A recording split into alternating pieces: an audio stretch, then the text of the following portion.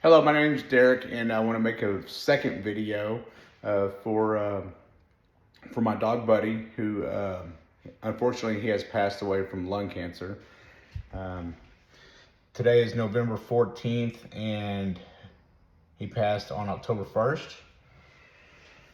And so it's been about a month and a half. So I just want to make a video now that I still see a lot of stuff about the Ivermectin Fenbend, and I went down that rabbit hole and I did so much research. I did so many things, and I made a whole video about everything that I was doing just to try and save his life and try to cure the cancer. Unfortunately, none of it worked. He had a retching cough in February of 2025, and I took him in, and they thought maybe it was a kennel cough or maybe he had eaten something. It was almost like he had a hairball, just kind of coughing and hacking up. When he did something strenuous, jumping in and out of the truck, going places, playing with the other dogs and that sort of thing. So 3 or 4, 5 times at the vet, x-rays and everything, and then finally sent off to radiology, and they thought it was lymphoma, but his lymph nodes never got big. And so went to an oncologist July-ish, whenever we found out it was a type of cancer, metastatic, is what they were thinking, from somewhere else. But come to find out, the oncologist believes it was, well, even the oncologist sent it off to their people, and they thought it was some type of lymphoma. But we tried the LSPAR. If it was lymphoma, it would have gone down, but it didn't. That didn't do anything. So then adenocarcinoma, which was primary lung cancer, possibly came from somewhere else. I'm not a smoker, so I know it wasn't that. He did ride with me to work every day, going on sites, construction sites, but I don't do like asbestos and stuff like that, so could be just one of those things, I don't know. It's awful to go through, one of the worst things you can go through. I want to make a quick video, I'm dragging it out now, about the Fenbendazole and Ivermectin, okay? Because I did all of that. Fortunately, it did not work, and I feel like I probably did too much, and I wish I just would have done a little bit better, just because I don't think he got toxicity, but at the end, the last couple of days, he was just very drooly and stuff like that, and I know that he was his insides were just failing and all that, and just he got to the point where he just couldn't get up and use the bathroom well, and kind of wobbly and stuff like that. And I was going to take him in one morning, at set up an appointment for 9 o'clock to go ahead and put him out of his to go ahead and put him down. But that morning at 6:30 in the morning, he couldn't get up to pee or anything. I pretty much stayed up all night with him, and then he was always kind of breathing a little harder, but he had passed away that morning. I just kind of was holding him, and he was breathing a little harder, and I could feel his heartbeat was just a little harder, and he didn't seem like he was suffering in any way, or I would have rushed him to an emergency place. And I just kind of held him, and as I was holding him, he just kind of took that last, that gasp of air, just kind of a slight moan, like a release, like I'm ready to go, and he passed.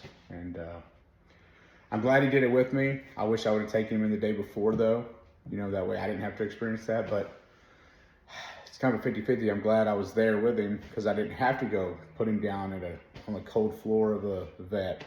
If anything, I probably would have done, or if someone comes in to your house and does it. I actually dug a hole. Fortunate, I'm out in the county, so I dug a hole in my backyard because I knew it was coming a month before, and had a grave site ready for him.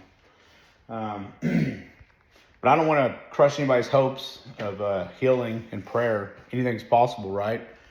So unfortunately, it wasn't for me, but he did help me grow in life. He was a great dog, best friend. So let me just go over what I did, okay? It's been a month and a half. He's in heaven. I know he had a spirit. And so anyways, okay. So if you're doing the Ivermectin and Fenbend thing, this is what I recommend. I'm not a doctor. I don't know for sure, but less is more. I have to repeat, less is more. If you're going to do something and try to help, don't give too much and cause more problems. That's the worst thing you can do. He was on, we did the prednisone thing, and it was like 1.5, they're 20 milligrams. It was 1.5 in the morning, 1.5 at night. That was way too much for him. He was peeing, it was making him breathe real hard, and he was peeing a lot and all kind of stuff. I dropped that down myself to 5 milligrams a day, 5 milligrams in the morning and 5 milligrams at night. And that was great. Then I got to the point where I gave him 10 milligrams, which is half of one every morning. And that helped him from, because he did start breathing a lot harder, but the prednisone kept him from breathing real hard. It kind of opened up his lungs and helped him breathe more. But anyways, the purpose of this is to go over, because there's so many questions and no one really knows about how much ivermectin to give and how much Fenbend. So he was 60 pounds, so I did 6 milligrams a day for 3 days, 3 days on and 4 days off, which is nothing. So here's a 4-gram pack. You can buy the 4-gram packs and the 2-gram packs. I have a 4-gram pack and a 2-gram pack, or if I had just 4s, I would just do half of one to get 6 grams, okay? What I would do is I take these little pill pockets, Tractor Supply, Panicure or Safeguard from Tractor Supply. So just going off of the directions on the box, his weight was 6 grams.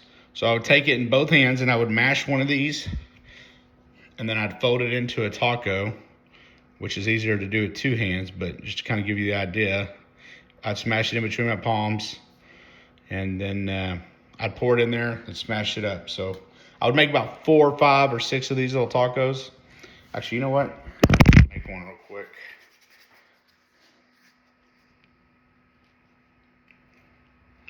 So I made it in my hand, kind of stretch it out. Make a taco, squeeze both sides.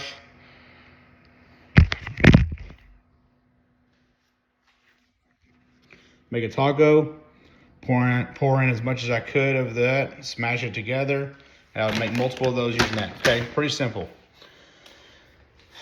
Okay, and then that would be I would do that for 3 days every morning, and then for 4 days, then if I was going to do the ivermectin, so I got these off Amazon, 101 milliliter syringes, and then I got the ivermectin sheep drench 0.08 solution.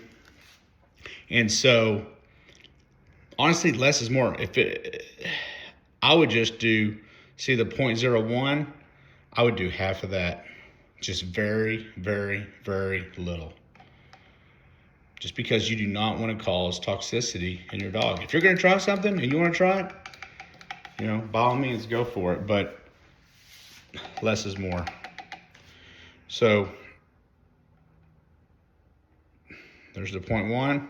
I would just do half of that. Just a tiny little bit. Just so I can say I did it. So I got a little bit of ivermectin in there, a little cup of water, and I'd pour that up. And then I would just squirt it in their mouth. And that's it. So then I even did the methylene blue. After that, I would take like one little drop of methylene blue, put it in my cup of water, stir it up, pull it out, and just shoot it in his mouth. And that's it.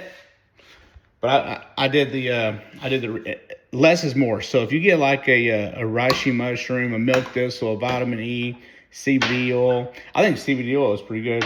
I did the Vitality Science, the Coloquint. I did everything possible. But less is more. So if I was to give him, if you're going to give your dog reishi mushroom, I would open up a capsule, pour half of it out, or you can pour half of it in with your Fenbend or something and give it that way. I wouldn't give him a whole cap. He's only 60 pounds, So anyways, that's what I want to say about that. But my routine was, I did the prednisone. I would do a little bit of ivermectin, vitamin E, mushrooms, the oils. I did safflower oil. Even with that, I had a friend of mine that was doing it, and he used safflower oil, and he gave his dog pancreatitis, because he would give like a cap full. Just if you do safflower oil, I don't have any because I threw most of my stuff away, but I would just take a little syringe and I would just do let me move that down. So I would just do right there where it says 0.01. I would just do half of that. Just a teeny little bit of safflower oil. I did Mucuna honey. I would just stick my finger in the Mucuna honey jar and just put a little of that and put it on his tongue. And then, yeah. So anyways, I just wanted to go over the Ivermectin Fenbend. That's it. Good luck.